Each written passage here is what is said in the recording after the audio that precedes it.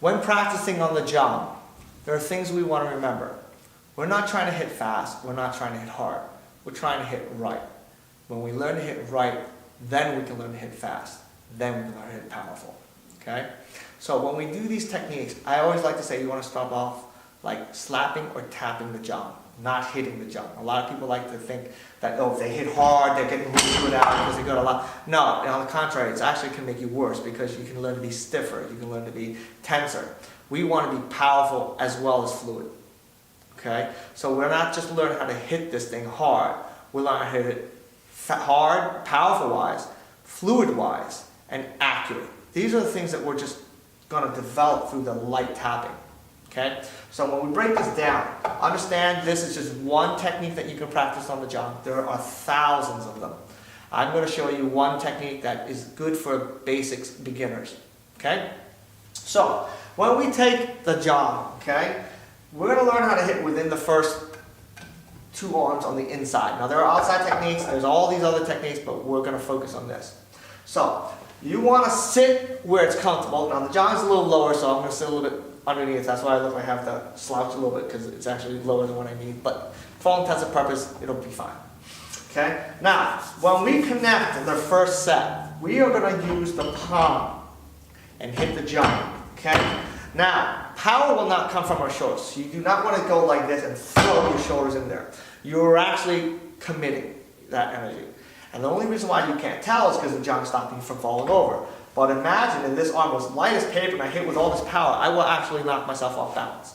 So the power is going to come from the wrist. So when you do the first technique, you want to tap or slap it. So you want to start off very slow, very easy.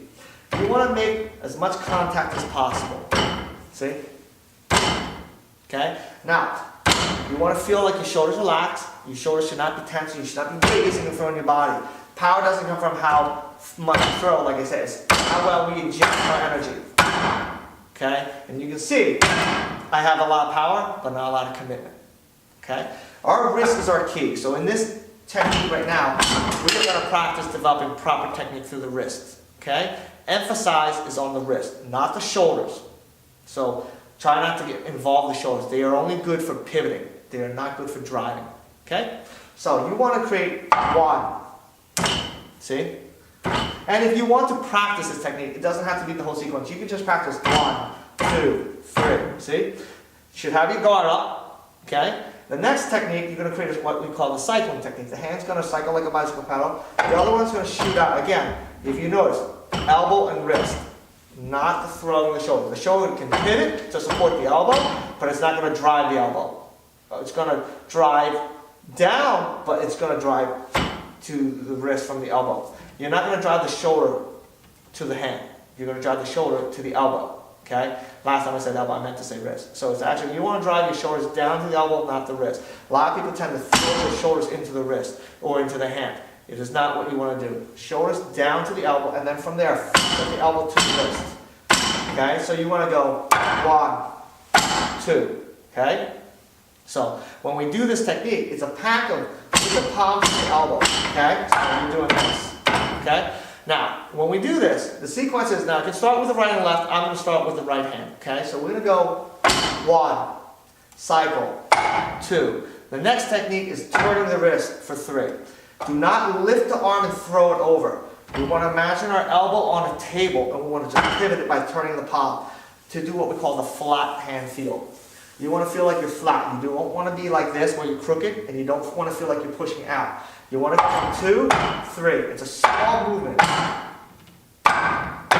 Okay? So to combine it, 1, 2, 3. Okay? The next step is basically developing a simultaneous drive both with your packs out of the parry, what we did before, and a drive with the fist. Okay? Very important that you don't want to pull backwards. A lot of people tend to go like this, and they pull back. You want to go from here, straight in. Okay? When you drive your fist, you want to just kind of relax. You don't have to hit it hard. We're not trying to kill our hands. You want to develop the conditioning to the hands. So as you get out, then you can strike hard. If you're not conditioned, do not strike hard. You're going to wind up hurting your hand. You're going to work your way up. Okay? It's like when you lift weights.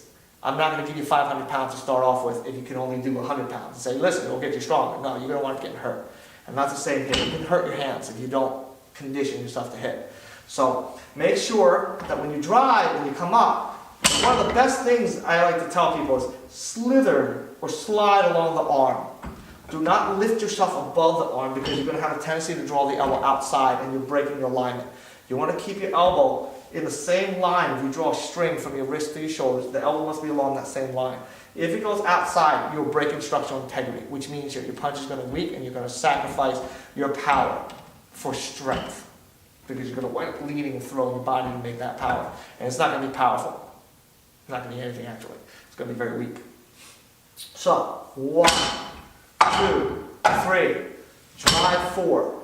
The next step is open the hand and just lay down the hand to the job. You do not want to pull it in your elbow, okay? We don't want to take the punch and draw it to our elbow. That's no good. We want to lay down the hand. Let the elbow drop, but so does the hand drop. See? So from here, drop.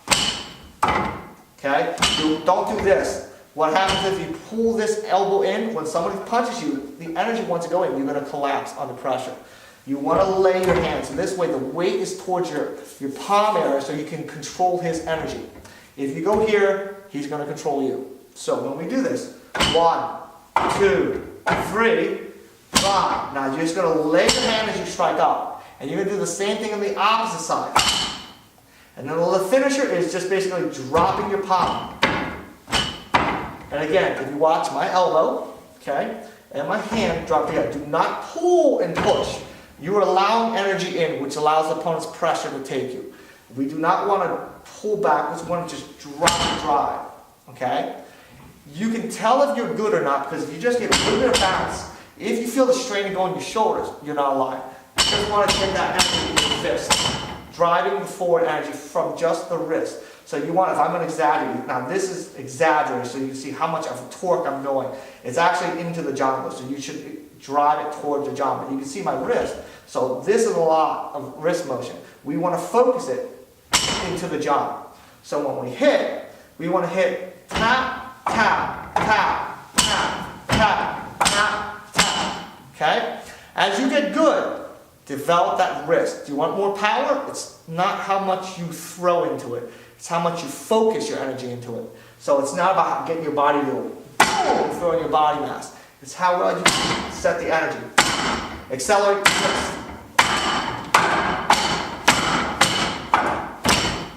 Okay? So again, do not hit hard, do not hit fast. I like the saying that I heard, slow is smooth, smooth is fast, fast is deadly.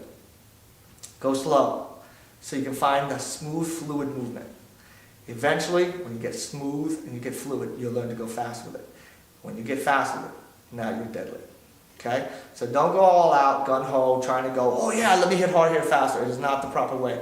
When training, things take time. Things takes dedication. Things takes commitment and proper movement. So you got to train your muscles. Okay? In this case, our training is in our wrists. Okay? It is in the turning the wrist and the pivoting of the elbow and the shoulders. So again, you're not throwing the shoulders. You are going to pivot.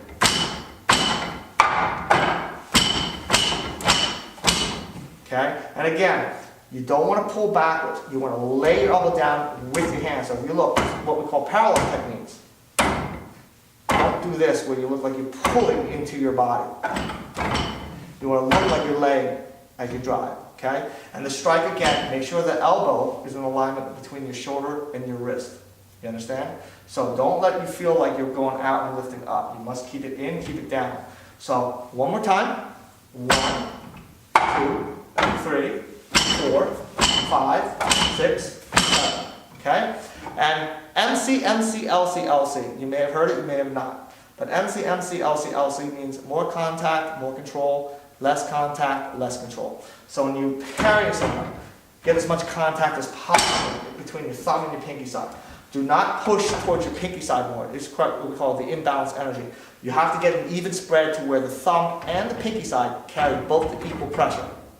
So if you're going to give 20 pounds of pressure on your pinky, it's 20 pounds of pressure on your thumb. Not more, not less, the same. On both sides. Same thing in return. You want to get as much contact between the arm and to the hand. You're not pushing more at the arm, you're not pushing more at the hand. You want to feel like you're even on both sides. So get as much contact and get the same control. So don't feel like you're pushing to get higher or dropping to get lower. You want to lay so you feel even all about. Okay? And your hands should feel flat. Okay? You don't want to have that crooked because you have an imbalance. Your hand tends to drop this way. Laying flat keeps you in proper control. Having a tilt makes you want to go towards the tilt. Okay? So, when you practice this, practice slow, like I said. Do not try to hit hard. I don't want to hear like, I hit so hard I broke my hand. I don't want you to do that. I want you to do it right. Okay? I like to say hit tight, hit right, hit light, hit right, hit strong, hit wrong. Okay? So don't try to go all out because it's not really right. Hit tight. Stay within this frame. Stay light. 1, 2, 3, 4, 5, 6, 7. Okay? Power comes from acceleration, not force. Okay? Force is hitting strong, not powerful. Powerful is focusing on energy at a single point and a single moment of time. So you want to get as much energy with the shortest amount of time possible. That's power. So that's what we were going to do. Okay? So I hope you guys trained well. If you guys liked the video, please give us a thumbs up. If you guys have any questions, comment below, and we'll try to answer it best we can. Thank you.